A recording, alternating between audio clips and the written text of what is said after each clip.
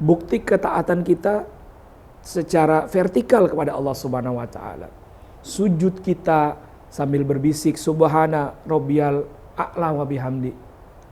Pada posisi sangat rendah kita memuji Allah yang maha tinggi.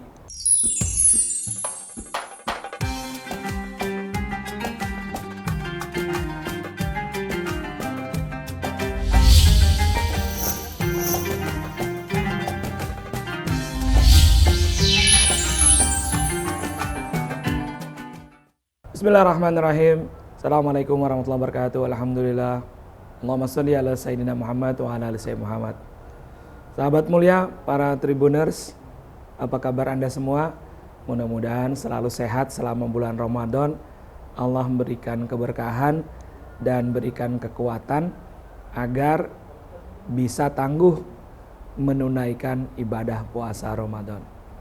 Sahabat mulia, para Tribuners, sesungguhnya ada satu ibadah yang menarik juga di bulan Ramadan, yaitu zakat. Allah Subhanahu wa taala lebih dari 20 kalian menggandeng sholat dan zakat dalam Quran. Misalnya di bab-bab awal atau di surah-surah atau ayat-ayat awal surah Al-Baqarah, wa aqimus sholata wa atuz zakata warka'u ma'ar raki'in. Dirikanlah sholat, tunaikanlah zakat, dan rukuklah bersama orang-orang yang ruku.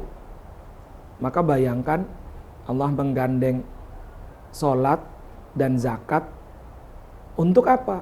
Untuk membuat keseimbangan dalam hidup. Apa keseimbangan itu? Pertama, sholat adalah hablum minallah. Bukti ketaatan kita secara vertikal kepada Allah Subhanahu wa taala. Sujud kita sambil berbisik subhana rabbiyal a'la wa bihamdi. Pada posisi sangat rendah kita memuji Allah yang maha tinggi.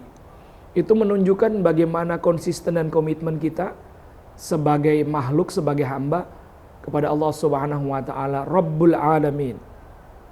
Hablum minallah. Sementara zakat, infak, wakaf, sedekah, berdonasi, berderma itu hablum minannas secara horizontal. Maka orang yang hebat vertikalnya hubungan dengan Tuhannya pasti juga akan hebat hubungan dengan sesama. Pasti juga akan menjaga hubungan dengan sesama. Salah satunya adalah dia menunaikan zakatnya. Zakat adalah cara yang Allah siapkan untuk membersihkan harta kita. Untuk membuat harta kita penuh dengan keberkahan. Penuh dengan kesucian, dengan berbagi dan menyisihkan harta kita, baik zakat, infak, wakaf, sedekah, maka Allah ingin harta kita itu penuh dengan keberkahan. Itu kenapa Allah Subhanahu wa taala menghadirkan ibadah sosial itu. Sahabat mulia, para Tribuners, nah, kalau kita punya banyak harta, saatnya kita menghitung zakat kita nih.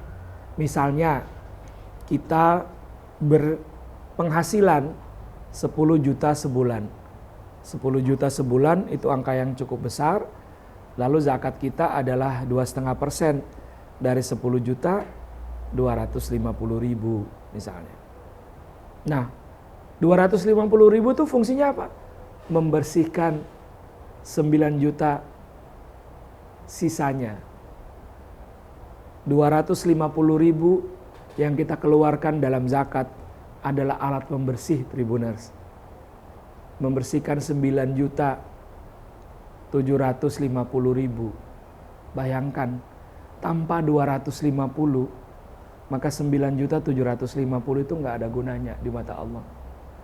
Dengan mengeluarkan 250 dari zakat penghasilan, maka 9 juta 750 itu berkah melimpah, dianggap suci dan menjadi barokah dalam keluarga. Padahal kalau mau dihitung, kayaknya Tribuners 250 itu beli pulsa sebulan gak cukup. Buat ngopi-ngopi sama teman 3 orang, bayarin makan siang gak sampai kayaknya. 250 ribu. Kecil nilainya, 2,5%. Tetapi berkahnya dari berderma, berkahnya dari berdonasi, berkahnya dari berbagi, berzakat, berinfak, berwakaf, bersedekah. Masya Allah, sangat luar biasa. Maka jangan tahan keberkahan itu. Jangan tunda keberkahan itu. Dengan apa? Dengan menghindar berbagi, menghindar mengeluarkan zakat, menghindar berinfak sedekah, menghindar berderma kepada orang lain. Kita tentu akan sangat rugi. Sahabat mulia, Tribuners, fungsi zakat adalah membersihkan harta kita. Seluruh rizki yang kita punya ini, ingat, bukan karena kita pintar cari duit, bukan karena kita sekolahnya tinggi lalu dapat pekerjaan bagus, bukan. Atau bukan karena kita punya koneksi lalu dapat proyek, bukan. Seluruh rizki kita ini karena Allah mengizinkan kita mendapatkannya. Allah yang mengizinkan. Kalau Allah nggak mengizinkan, nggak mungkin dapat. Maka begitu Allah mengizinkan dan kemudian dia berbentuk menjadi rizki kita, ingatlah kepada zat yang mengizinkan ini terjadi. Caranya dengan apa?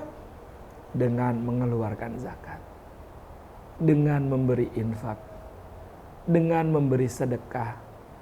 Apalagi kalau sudah banyak, kita bisa mewakafkan harta kita untuk mendapatkan keberkahan yang tidak pernah berhenti. Bayangkan ada orang sudah meninggal, wafat 1400 tahun lalu dan rekeningnya ada sampai sekarang di Bank of Mecca. Siapakah dia yang punya rekening 1400 tahun lebih, yang gak habis-habis hartanya dunia akhirat keuntungannya? Utsman bin Affan. Utsman dulu nyerahkan hartanya, kebun kurma dan tanah yang luas dekat Ka'bah. Untuk apa? Untuk didonasikan bagi kaum muslimin.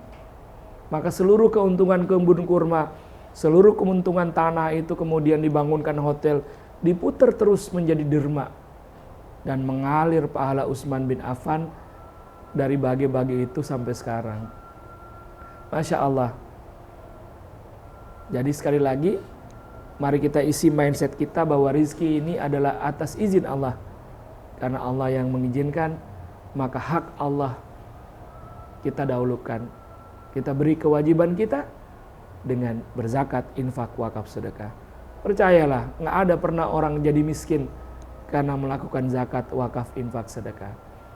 Mudah-mudahan Tribuners semua menjadi orang-orang beruntung dengan ibadah sosial ini, dan Allah pelihara kita pada dunia dan akhirat. Selamat berpuasa, ayo semangat memberi dan berderma di bulan Ramadan. Barakallahu fikum, Allahumma afiq wal mintarik. Assalamualaikum warahmatullahi wabarakatuh. Terima kasih sudah nonton. Jangan lupa like, subscribe, dan share ya.